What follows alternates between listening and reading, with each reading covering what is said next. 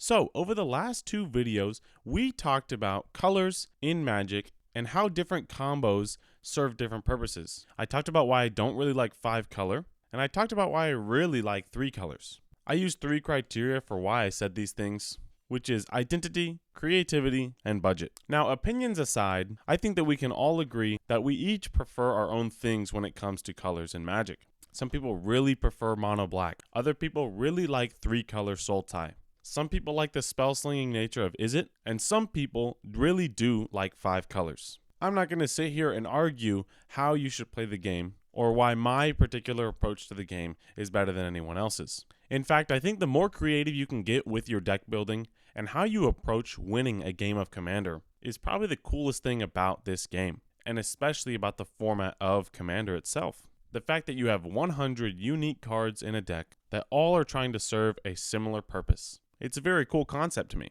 So now that we've talked about why I think creativity is important in deck building, and despite my pleas for the importance of having a clear identity in color combos, today I'm going to show you some examples of how we can break these color combos and strip them of their very clear identity and turn them into something totally different. Today, my friends, we are breaking the color pie. I've got 3 decks for you today. Each of them are more unique and different than the last. And with all of them, I tried to challenge myself to truly think outside of the box and how I would approach making these decks. So let's start with the first one. I want you to think of the color red. What does red want to do? How does red achieve this goal? If you said landfall, you would be absolutely correct. With Ashling the Pilgrim, we can have so many lands, and we can trigger her ability so often that we have one of the most efficient group slug decks in the entire game. Now you might say, but mono red already is a group slug color. Not like this. We're using Ashling the Pilgrim's ability as an outlet, but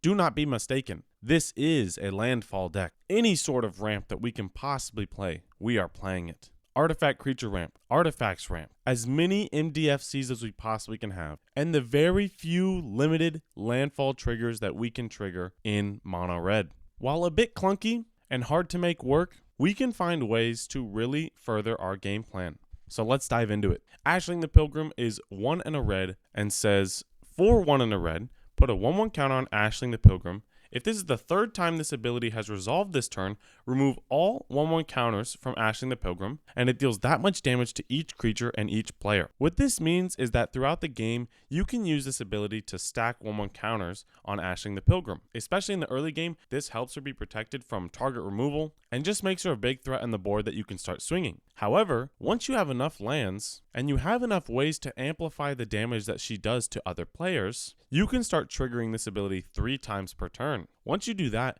you're able to deal 7, 8, 9 damage to each player pretty dang fast. Add in some damage multipliers, and you're able to keep the board cleared and controlled at all times, as well as deal massive damage to your opponent's face. Throughout the rest of the deck, we're trying to set up more and more lands on our side of the battlefield and trying to ramp as much as we possibly can in a mono red strategy. While not the most efficient way to ramp, similar to something like green, we can make it work, and we can get to the point where we have quite a bit of lands on our battlefield. Then from there, we just kind of sit back and control the game with Ashling's ability. Remember, your real goal is to make Ashling as big as possible before actually triggering it 3 times in a row. You want to get Ashling out early to always make sure that you're using your mana efficiently. You can put 2 mana into some ramp, 2 mana into a group slug thing, and 2 mana into Ashling. You repeat this throughout the turn cycles until either Ashling is targeted or you have plenty of ways to multiply that damage on other players. At that point, you pump as much mana into her ability as possible, triggering it 3 times and dealing a ton of damage to both the board and other players. Now, does this set you behind as well? Absolutely, but there are plenty of enchantments, artifacts, and spells itself that allow us to multiply this damage that aren't in creature form. We still do run a bit of creatures that can multiply this damage, but since they're going away, it's not super necessary. This deck is super interesting and pretty complex, but we're making it work. Now that we've talked about something as crazy as landfall in mono red, let's talk about Sultai. Sultai is typically always down to be doing some BS. They love interacting with graveyards, potentially milling out the table or milling themselves out and getting recurring value through their own graveyards. Sometimes they like to steal things, and every once in a while they like to play some big creatures. But today, my friends, we're putting all 5 boots on the gas pedal, and we're making an aggro deck. May I introduce you to Felix 5 Boots. Felix 5 Boots loves dealing combat damage, and Felix 5 Boots loves giving you triggers from your combat. Any ability that triggers off of combat now becomes insanely broken. And Felix 5 Boots is honestly one of the best tempo aggro commanders out there, with an impressive mana curve that puts a lot of small unblockable creatures down on the battlefield and a lot of small combat trigger creatures down. By the time you get Felix out, you're getting so much value from attacking your opponents. With something like a coastal piracy effect, every creature dealing combat damage gives you 2 cards. You will be drawing through so many cards that you will get so much further ahead than the rest of your opponents. This kind of value is not seen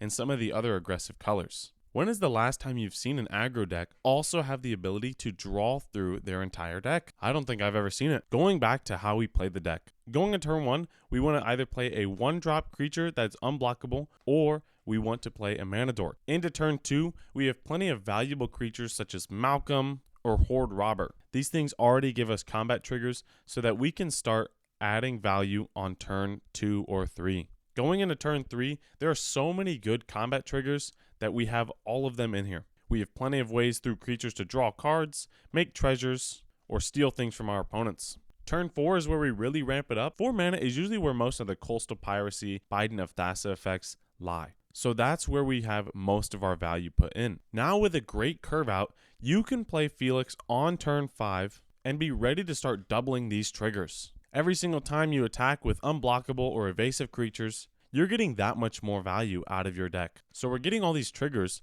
What do we do and how do we win with this effect? Well, as salty as this might be, this is a high-powered deck. So I decided in order to get over the hump with our tiny creatures, we need to be able to buy more time. And what better way than time manipulation itself? We're going to be adding some extra turns to our deck. Now, don't go crazy. I only added 5. And trust me, you will see these cards when you're drawing 12 cards a turn. Because of this insane rate of card draw, treasure creation, 1/1 counters, and the occasional discard/destruction, this deck is packed full of value. And of course, it wouldn't be a Wizards of the Coast Commander special without a Menace Ward 2 Commander. Don't blame me, blame the design team. Sultai aggro is the new meta, my friends. So now that we've talked about the first 2 decks that 100% break the color pie, let's move on to the last deck that has quite an interesting story.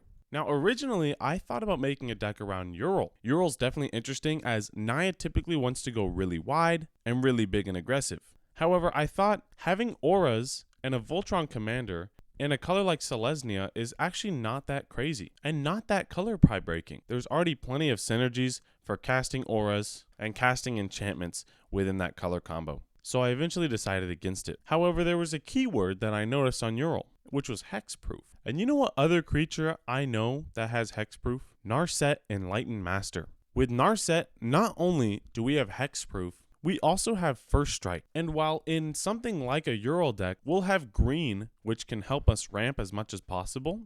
In something like Narset, we get free spells. Who needs mana and ramp when you have free spells? Narset is an incredible Voltron commander. Stack her up with plenty of enchantments, auras, and equipment, and use indestructible spells that can stop her from getting board wiped. In the first couple of turns, you definitely want to play more enchantments and equipments that can stay on the board and can help you get ahead early. You also want to play effects like Ghostly Prison and Propaganda so that it's harder to target you.